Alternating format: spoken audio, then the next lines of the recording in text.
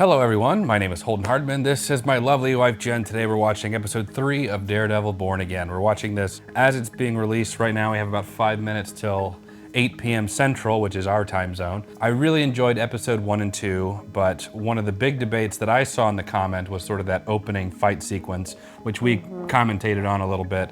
I was just more or less just happy to see Matt Murdock, Daredevil, back in action. You noted that some of the CGI looked a little wonky, looked kind of a little choppy. A lot of people resonated with you in that. People pointed out that the tone of the first 2 episodes felt a little different than the Netflix Daredevil. I agree with that, but I don't think it's like so far out there, like it's like once removed, like the totally different property. I could feel it a little bit, and we're only 2 episodes in, but I can see that being the case. Then the other thing, and this one is probably just a personal thing, the whole Daredevil not killing, you know, he pushed off Bullseye. Bullseye didn't die, but he did like attempt to kill him. He wanted him to. I think that was his goal. I'm actually like not really okay with that. Only because while the Dark Knight Batman really popularized the whole Batman doesn't kill, and then Daredevil kind of took that, Daredevil doesn't kill. We spent season 2 dealing with that with Matt, and he's like, I'm not gonna break. And we spent all of season 3 with him like, I'm gonna break my one rule for Wilson Fisk, because he kills all these people, he's this horrible manipulator, the system isn't working. And at the very end, like the climactic crescendo of season 3 was like, you don't get to change who I am. I will never stop hunting Karen Page. I will tell the world who you really are. No prison can keep me. You know that. Kill me! No! You don't get to destroy who I am!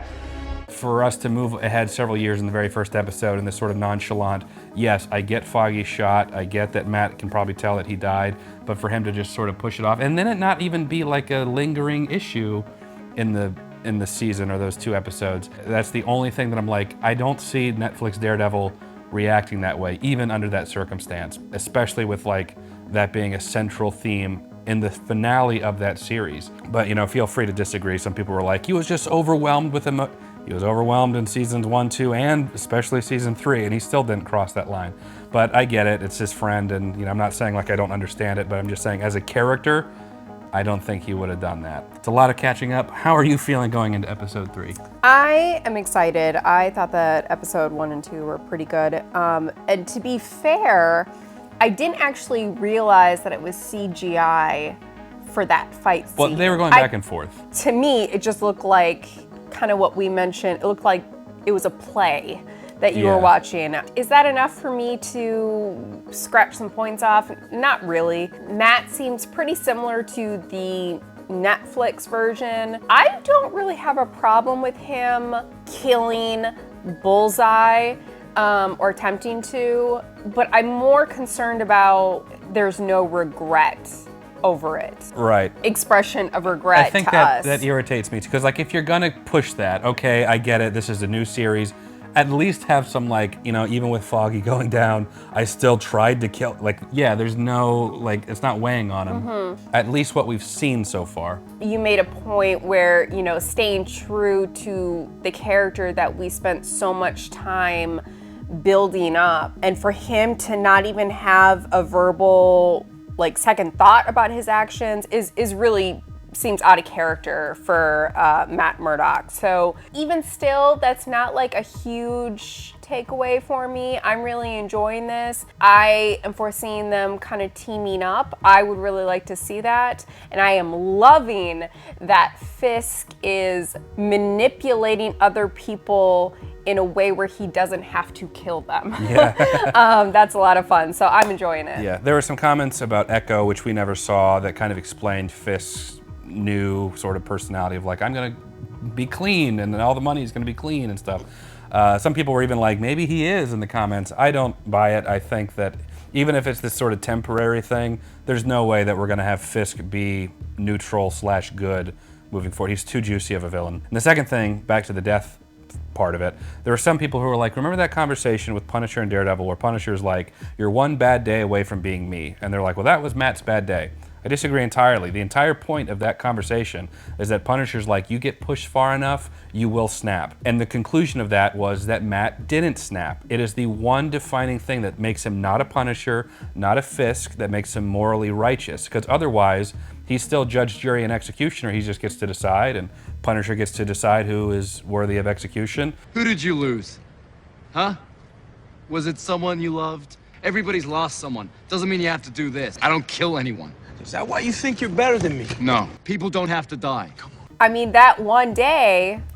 Right, and that's their point. And I'm saying I don't like that because they already dealt with that issue. And so to go back and be like, well, Daredevil's not really any different than a Punisher or a Wilson Fisk or whoever wants to kill whoever they want to kill that they deem worthy of being killed. Don't you think that conversation may have a different effect because at the time he hadn't lost a Foggy and that circumstances may change that entire character? I think that I probably would have reacted the way Matt Murdock did in that episode. But the reason he is a superhero, that he is better than me, is because he didn't kill Fisk at the end of season 3. That he went through losses by the Punisher and still didn't kill him. So that's the one like moral failing I wish they wouldn't have crossed, regardless of it being Foggy. I would have liked to have seen Matt like struggle with like wanting to kill him and then didn't, and then having to go to the church, which they're probably going to omit from this, or just keep it kind of diet Catholic or whatever, or something along those lines. I get what you're saying. I like exploring kind of the darker. To me, it's not challenges or aspects. It's not exploring it to me. It's is now. It's changing who he is as a character. That's different than like, you know, how would Matt Murdock deal with Foggy dying? What would he do? I know he wouldn't kill them, but how would he process that? And so that's like exploring a route that I would have liked to have seen. But instead he reacts like any other Joe Schmo on YouTube, which is like, if somebody killed Foggy, he would have pushed them over. I get it too. But I'm not Matt Murdock. Matt Murdock is somebody that should not have done that. That's all I'm saying. I said we had to keep this intro short, and here we are going. This is like, I don't know how long. Long enough for the episode to have now just been added to Disney Plus. So let's go ahead and get into it. Episode 3. I'm sure we're going to have some really nice, calm, cool, collected opinions sprinkled into that one. So let's go ahead and get into the episode while all you guys are typing down below.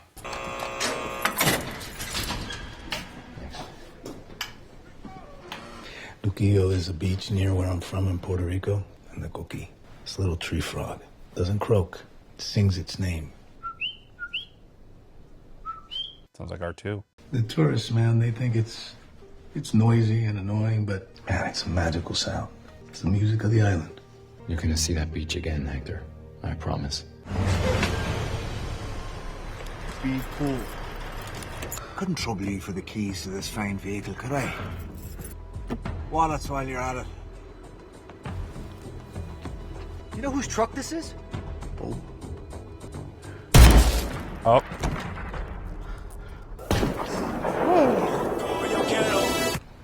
I hear Bacon's Freud triptych is coming up for auction again. Last night there was a double homicide not half a mile from the port. Apparently a hijacking gone wrong.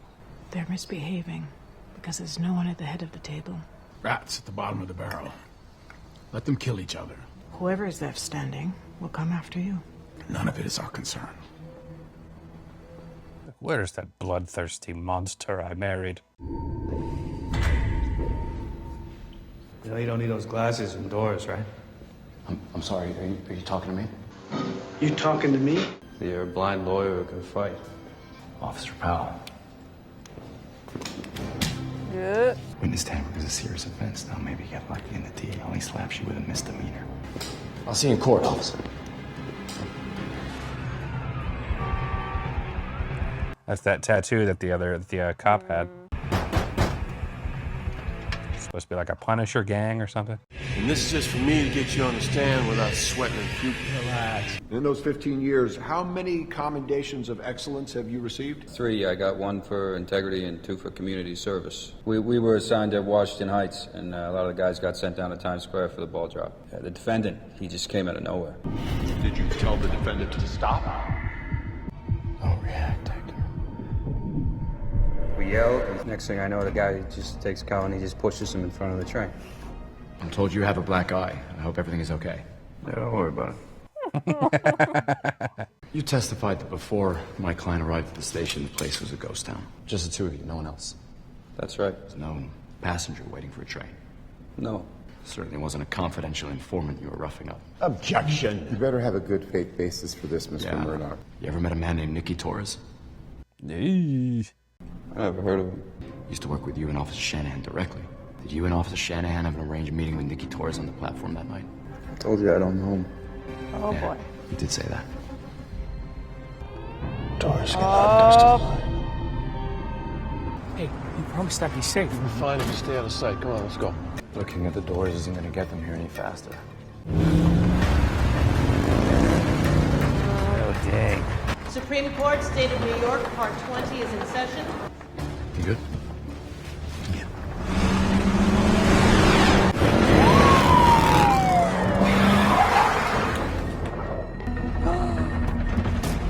Morning, officer. Get out of the van, asshole. Open it. There, the old switcheroo. Nice. Good. But we're not out of the woods yet. My name's Nicky Torres. I told the cops I'd help them out sometimes. Become a confidential informant. Yeah. Were you passing along information to Officers Shanahan and Powell? Remembering you're under oath. Oh, is he gonna lie? No. I was home all night. Oh. You were actually at the 168th Street subway station being beaten when Hector Ayala intervened to save your life. Wow. Withdraw the witness, Your Honor. Man, that's frustrating. Truck hijackings, violence at the docks. It all ends today. We don't take orders from you, son. This is what you owe Victor. 1.8. I like the sound of that. Are you out of your mind? How about I pay $0 to Victor and you go tell Fisk if he's got something to say to me, he can come tell me himself. I don't work for the man. I work for the man. Powell did everything cash. Kept it all off the books. I sent Buck to Luca to tell him to pay Victor 1.8 restitution for the hijacking. Sometimes peace needs to be broken. Chaos must reign to build a stronger order. You're punishing me for Adam. I'm not punishing you for anything. You're leaving me out in the cold. Some things to talk about today. I was heading down to the station. Soledad and I, we've always dreamt of having our own place, and I had finally saved up the money. I was going there to put the flowers there for the next day. You're heading into the station. I heard yelling. Sounded like someone was in trouble, so I ran down. What did you see? A man getting beat up. No, and I never saw him again until yesterday in court. I yelled at them to stop, and they didn't. So I ran down to help. I tried to fight them off, and then all of a sudden one of them slipped and fell into the tracks. You decided to risk your own safety to help a stranger. Wasn't the first time, was it? Put yourself in harm's way before. Many times. The question is, why? You intervened that night because you're a hero. Matt, don't do this. Yeah, I don't know. Mr. Ayala, yes or no? Are you the vigilante known as the White Tiger? Objection! Order in my court! That was risky. White Tiger. Well, you are a real slippery piece of shit, you know this? You made representations to me. You conned me into suppressing this information. You lectured me about what's right and wrong. What happened to all that lofty rhetoric about unfairly biasing the jury? His alter ego is critical to this case. I can declare a mistrial, but it's out already, so I'd say that ship has sailed. You blew open this door, Mr. Murdoch, which means... Yeah, it's open season on my client. I get it. You should have asked me first. Yeah. I know. I'll tell you what, though, I want Matt as my attorney. Do you? He's a little sloppy. I don't think this he's season. sloppy. Trying to keep you out of prison, buddy. I mean, It's like doing these Hail Mary things. Like, it makes him look bad. Like, it makes his client lose some faith in him. but something tells me he's going to get him off, so. I mean, probably. Being the White Tiger is more than just putting on a suit. It's a calling. Zordon chose me. Chose me. You might as well ask me to stop breathing. I think you might be surprised at how much you don't miss being him. Matt's projecting quite a bit there. I thought for sure we were dead until all of a sudden I see someone running toward us. It was White Tiger. He saved our lives. A few weeks ago, I was leaving work. It was late, and They're leaning heavy into character. Well, character defense. if White Tiger hadn't been there, I don't know what would have happened. This is a police report filed by Officer Lucas Barlow. He intervened, pulled the suspect off me, then helped me subdue and arrest the suspect. Officer Reyes, Officer Wong, I think many of the people in this room would consider White Tiger to be an ally. Why would you risk your life by running toward a burning car? It's the right thing to do. And put yourself in harm's way. Why? It's the right thing to do. You ran in when others would have run out. Why? It's the right thing to do. Does this sound like the type of man who'd murder a police officer in cold blood? He's a hero. That's all well and good, but the issue about that particular case and the evidence in that particular moment, the 2 police officers, the key witness saying he wasn't there. I go to church every Sunday. I sit in my usual pew. I give money to my parish. Then I drive out to Queens to see my mother. Does that make me a good person? Frankly, it's a false premise. Good people can do bad things. This is exactly the route I would go as a prosecutor. Hector Ayala might have done some good things. Does that make him incapable of doing a bad thing? Do you know what happens to a person when they get hit by a train? Oh boy. Yeah, see. All of your organs are eviscerated. But we're supposed to be okay with that, right? Because he's done some nice things for people. Yeah, Matt doesn't really have much. Yeah, but I mean, you can say the same thing about the cops, too. Which is why it comes down to the evidence of the incident. And what they've got, one police officer saying his partner was pushed. The key witness, the only other witness, says he wasn't there. That's tough. That's tough to get out of. Real heroes don't need to hide. It's like, dang it, I hope there's some sympathetic ears in that jury. Yeah. It's tough when you know what happened, and then crap like that occurs. We'll visit you in prison, heck. On the count of murder in the first degree, the jury finds the defendant not guilty. Wow. On the count of murder in the second degree, not guilty. Hey! On the count of manslaughter in the first degree, not guilty. Gonna be a cop's gonna shoot him or something. Yeah. This matter is concluded. That's wild. I would have loved to have been in on that jury deliberation. Like, he's a pretty good guy. I cannot believe they won that. That is, I mean, it's great for the show, but. Your friend, the journalist BB. All due respect, sir, we have people at the Times. Nobody reads the Times. It's all about TikTok. TikTok influencers. You win the Ayala case, and now you get to enjoy the spoils. Not quite yet. Honestly, I have no clue how we won that, to be honest. I thought my career was over, but I thought for sure he was going to get murder in the second degree, at least. Once in a while. The system works. I just can feel it. Something's going to happen. Yeah. Kind of like Spider-Man. Matt Murdock can never be happy for too long. Here's to a man who cooks. The Ayala verdict is an absolute miscarriage of justice. The murderer is allowed to roam the streets. Going back out there. Be worried about his family being exposed now. A man who wears a mask to cover his face is a coward. Oh, is it a trap? No! Dang. The rule of law must prevail. There's your boy. Because the police officer had the tattoo, yeah. so I thought that.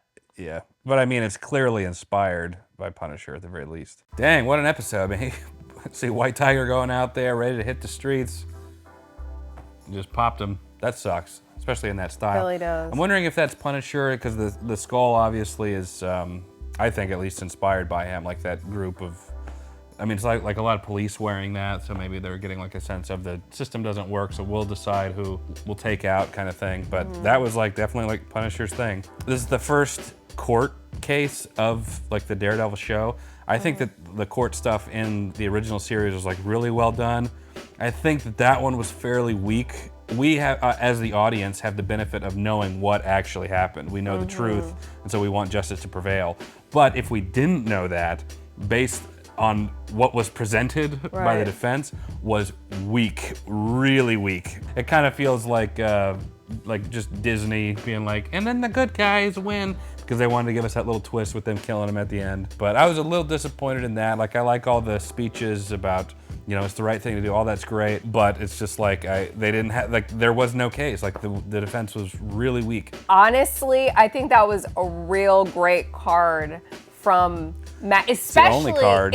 Especially because he, you know, the defense that he did have went down the drain. So he had to very quickly come up with something that was going to sway the jury. And I think that in true Matt fashion, just like pulled that out of nowhere and did the best to his ability, possibly getting in big trouble with the judge. But yeah, he's just like, in jury deliberation, you'd have to take into account that the police officer's lying. There's no way around that. The officer would have to be lying. And that the star witness is also lying, which, I mean, they were, but there's no evidence to contradict their story of the events. I don't know how you could get around that. The only, like, my headcanon for that now is that there were members on the jury who were personally helped by White Tiger. That's the only thing I could think of. I think that Matt was really smart to put some of the victims of some of these events that happened that White Tiger saved them from on the stand, because I think those were really, really powerful stories, and the jury could place themselves in that situation. And I think that's exactly what he did. But the prosecutor's point was that it is irrelevant to this particular event. White Tiger could have been on the Peace Corps, he could have done all kinds of great things, but in this event, the evidence does not support his side of the story. Yes, but Matt is trying to say how likely is it? I understand that, but that comes with also a police officer who has a decorated history. He's lying, and the star witness that they brought on that is the person that he said, that's the guy who was there, but people says under oath, I was not there. But juries can also read between the lines, because the fact that that witness got up on the stand and testified that he was not there directly contradicts, and Matt pointed that out, was like, you previously said this, what about that? So I think that that's something that the jury can, despite what's on record. The other thing I'm kind of disappointed in is that we hadn't seen White Tiger before. We had a couple comments confirm that he wasn't in Echo or anything, so it was just sort of this stuff about the amulet. This is the first time hearing about it in the MCU, in the Marvel Universe. But we don't get to see White Tiger in action. Like, that's what I was looking forward to. Okay, so he's free to do his thing, and then he just gets killed. That sucks. It's a good episode. I'm glad to see Matt back in the courtroom, but it's the whole thing, it just feels a little Disney-fied. The opening kind of fight sequence, the court stuff, it's just not as realistic, I feel. The original series of Daredevil did really good court stuff. So when I have that to compare it to, like, this is fine, but like when we've seen them at their best, and then have something like this where it's just like, and they'll win because we need them to win, as opposed to what in real life, I don't think that would have gone that way, or it would have been a harder call. The Netflix series was a lot more grittier than this. Nice little bow. I'm having to suspend my disbelief a lot for a court case about a blind guy who is a superhero, and I'm just like, I don't know, that's a tough one. But of course, these are just some of our thoughts. I know I'm being hypercritical, but I am enjoying them get back into the mode. But I think maybe some of the bias goggles of like, hey, we're seeing Charlie Cox back in, it may be starting to fade with that episode, where it's just like the quality of story and writing isn't as solid, but it's still in the same spirit and the same nature. And I can live with that for now. Let us know what you think down in the comments below. We'll check those out. If you enjoyed this video, leave it a like. It helps us out a lot. Subscribe. You can be notified when we post episode 4 next week. And don't forget to check out Patreon. You can watch the full-length reaction with us over there too. But for now, that is it. Jen and I appreciate you watching. We'll catch you in the next video, everyone. Take care.